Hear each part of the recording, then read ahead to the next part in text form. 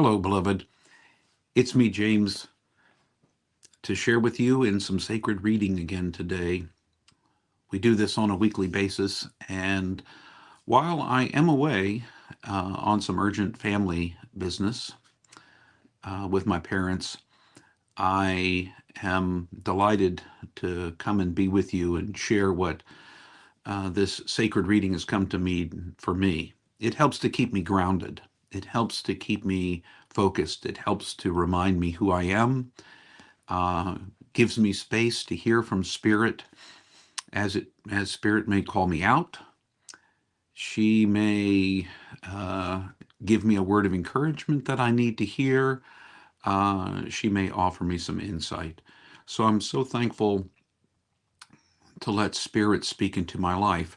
And even though I'm away from my desk, I continue to keep this practice as a way to remind myself of who I am and my connection to the one who created it all. So today we have been working our way through the book of Ruth from the Hebrew Bible. Uh, if if you're new to the practice of uh, sacred reading, I would encourage you to watch one of my former uh, uh, videos that explains details about it.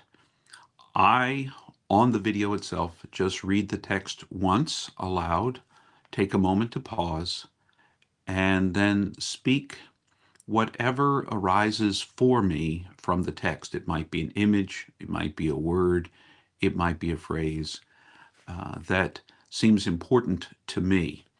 Now, I encourage you to do the same thing with the text yourself.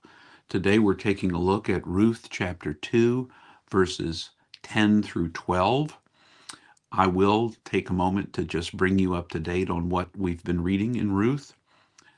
The story begins with a woman whose name is Naomi, which means joy in Hebrew. Naomi and her husband Elimelech and their two sons. There is a famine in Israel. Uh, Naomi and Elimelech and their two sons move to Moab so they can feed the family. The two sons marry two Moabite women and are living there. Naomi's husband Elimelech dies. The two sons die, and Naomi is left with her two daughter-in-laws, Orpah and Ruth, for whom obviously the book is named.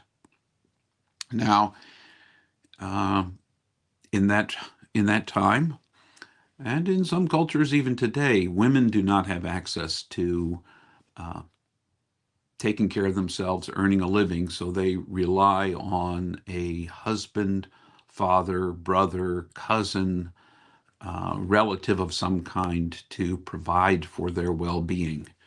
Um, and that is the case too with Naomi, Orpah, and Ruth. So Naomi says she's coming back to Bethlehem, where she's from, and encourages Orpah and Ruth to go back to their families in Moab.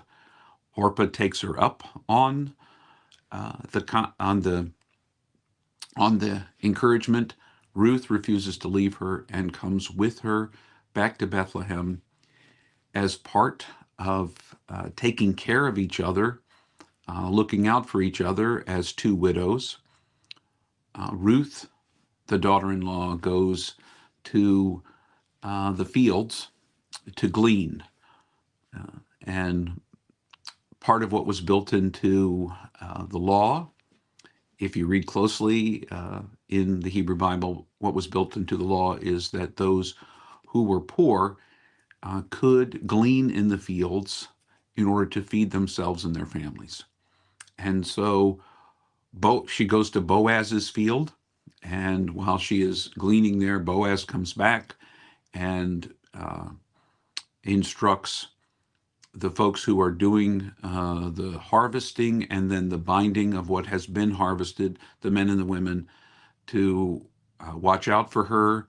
He calls Ruth over and tells her, hey, if you get thirsty, drink from our water that we provide And also, I've instructed everyone to not bother you. Feel free to glean along behind and take care of things. Today's reading is a response to that. So, without further ado, let us listen for what Spirit has to say to us today in Ruth chapter 2, verses 10 through 12. Ruth bowed down to the ground and said to Boaz, "How have I come to deserve your favor so much that you take care of me? I am just a foreigner." Boaz replied, "I have heard how you have cared for your mother-in-law since your husband died, and how you left your own family in the land where you were born to come to live here among strangers.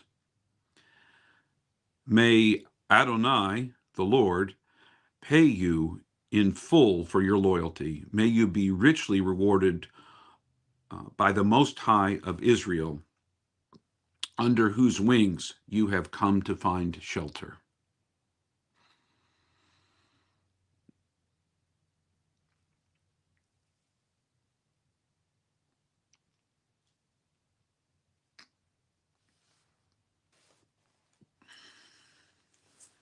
As I listen to those words,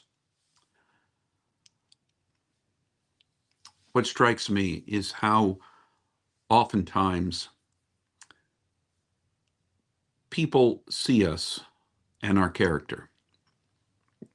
It's wonderful that Boaz has uh, protected me. I'm interested by the word foreigner, certainly by the way people are treating foreigners here in the United States right now, rather poorly, actually, as opposed to this story in Ruth. But even though foreigner was what first rose for me, what struck me is the nature of character. And the nature of character is this, that often people know about the things that we do in secret, even when we least expect it. So if we do not such good things in secret, I suppose things can come to light, and that's not so good for us. But in this case, Ruth's dedication to caring for her mother-in-law, Naomi, um, despite the fact that she's a foreigner in a foreign land, Ruth's sense of dedication and care for her mother-in-law and the way she is giving herself to make sure that both she and her mother-in-law can make their way and survive uh, brings up a kind of admiration in Boaz. That kind of character brings out the best when people see that in us. Uh, I remember the quote. It's an old adage, but, and it may feel cliche, but, you know, character is what we do when no one's looking. And Ruth traveled with Naomi to a strange land and was indeed a foreigner in a strange land. But she did so out of her dedication and love for Naomi. And that was apparent to Boaz. I wonder what people see when they look at your character. I wonder what they see when they look at mine. Now, some people's character are just splashed all over the news. And we wonder how anybody else can admire those folks when their character is empty or even ugly and mean. All we can do is practice the better, as did Ruth in this story. And the practice of the better was to look after Naomi, in spite of the fact that under the law of the time, she had there was no compulsion to do so. Love can drive us to do many things that we might even surprise ourselves with. So I'm so thankful for the witness of Ruth I'm so thankful that she loves Naomi this much, and she's willing to follow her and make sure she is okay. Um, that's the character of Ruth. So I'm pondering my own character, and I encourage you to do the same, to ponder your character. Uh, Not what you do so other people see it, but what are you doing when nobody's looking? And is that in keeping with uh, what you want everyone to see? Are you that person? Uh, that's my thought for today. Remember, you can do sacred reading anytime you want to, especially in moments when you don't know what words to pray or say. Scripture is pretty good about offering some other ways of seeing. So find a sacred text, read it in short snippets, look for clues about what Spirit might be saying to you that you need to hear. And in the interim, whether you do or you don't, remember always you're infinitely precious and unconditionally loved for the gift you already are. Until the next time we are together, I wish